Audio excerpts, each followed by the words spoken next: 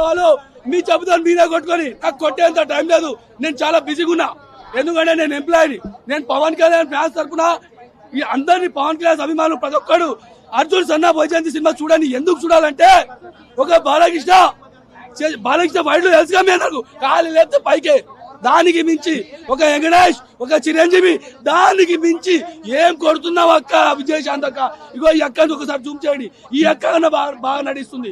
ఈ ఏజ్ లో గిట ఈ అక్కన ఒక 20-25 ఉంటది ఈ అక్క ఏజ్. ఈమె గిట అంత యాక్టివ్ ఉండదు. జూమ్ చేయండి అక్క, జూమ్ చేయ అక్కకు. ఈ అక్క గిట అంత యాక్టివ్. మన అక్క విజయశాంత్ అక్క ఒక 20 సంవత్సరాల అమ్మాయి లాగా ఓ అమ్మాయి ఇట్లా కొడితే ఇన్ని కెమెరాలు ఉన్నాయి కదా మీ ఎగిరిపోయేటట్టే ఉంది. ఆ థియేటర్ పగిలిపోయేటట్టు ఉంది. ఓయమ్మ ఆ ఫ్యాక్షన్ ఆ సీన్లు ఆ యాక్షన్లు ఏం పక్క. కాకపోతే మ్యూజిక్ బాగలేదు. అదే విధంగా రొటీన్ స్టోరీ పర్లేదు, తీసే విధానం బాగుంది. అదే విధంగా కళ్యాణ్ రామ్ శ్రీకాంత్ గారు కూడా బాగానే నటించాడు. బీజమ్స్ బాగా డబ్బా కొడతారు కదా, బీజమ్స్ కూడా బాగానే కొట్టాడు. నేను ఈ సినిమా ఎందుకు చూసినా అంటే, ఇంత రివ్యూ ఎందుకు ఇస్తున్నా అంటే విజయశాంత్ అక్క ఫైటింగ్ కోసమే. ఏం కొడుతుందక్క, ఏం కొడుతు పట్టా డమ్ము కొడుతూనే ఉంది. పాటలు బాగలేదు. క్లైమాక్స్ నేను చెప్పాను, మీరు చూడాలి. సూపర్ హైలైట్ క్లైమాక్స్ అక్క. అమ్మ తోడు హైలైట్ క్లైమాక్స్. కానీ మీరు అందరు చూడాలి. మీరు ఇగో ఇద్దరి మధ్య ఈ స్టోరీ వచ్చి చెప్తాయి. అసలైన పాయింట్ ఇప్పుడే. ఈ స్టోరీ ఒక తల్లి ఒక కొడుకు మధ్య జరిగేది. అంటే ఒక కొడుకు ఉంటాడు కదా, తన సొంతంగా నిర్ణయాలు తీసుకొని న్యాయం చేస్తుంటాడు. వాళ్ళ తల్లి వచ్చేసి చట్టం న్యాయం ప్రకారము న్యాయం జరగాలని ఒక టైంలో కొడుకుని గిట అరెస్ట్ చేసే స్థాయికి వెళ్తుంది. అంటే ఫాదర్ గిట బాగానే ఉంటుంది. కాకపోతే మీరు సినిమాలు చూడాలి. ఇప్పుడు నేను చెప్పినట్టుగా సినిమా చూడాలి. సినిమా చూస్తే మజా వస్తుంది. ఈ రివ్యూలు చూసి సినిమా చూడవు. సినిమా చూసి తర్వాత మీరు అనుకుంటే జబర్దస్త్ ఉంటుంది.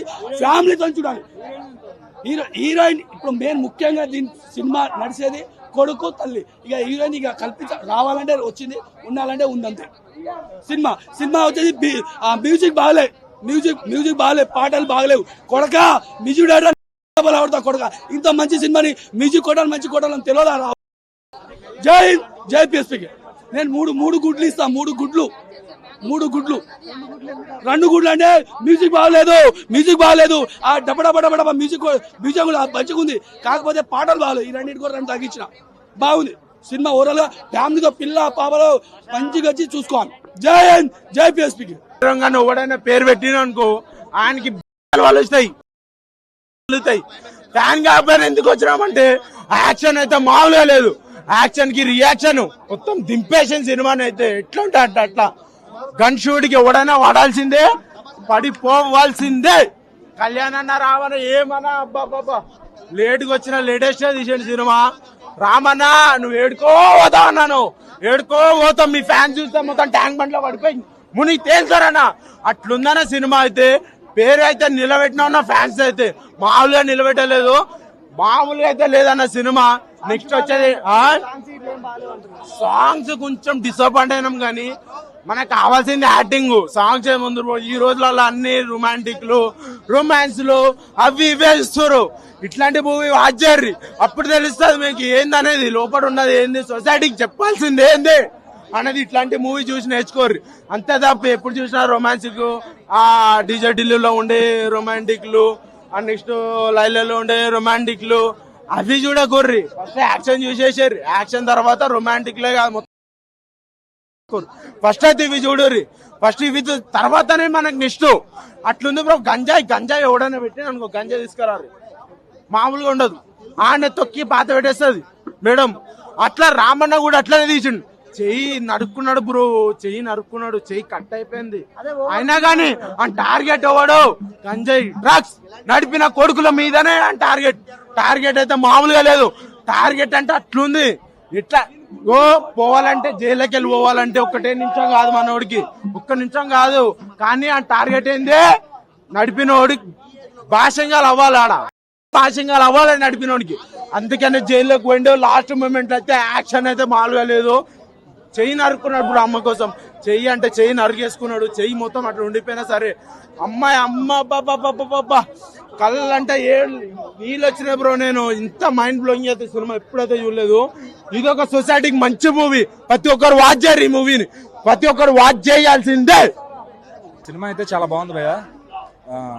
ఫస్ట్ థింగ్ ఏంటంటే నందమూరి ఫ్యాన్స్ చక్కగా మాస్ ఆడియన్స్ ఉంటారు, వాళ్ళందరూ కూడా కాలర్ ఎగరేసుకునే సినిమా తీశారు కళ్యాణ్ రామ్ గారు.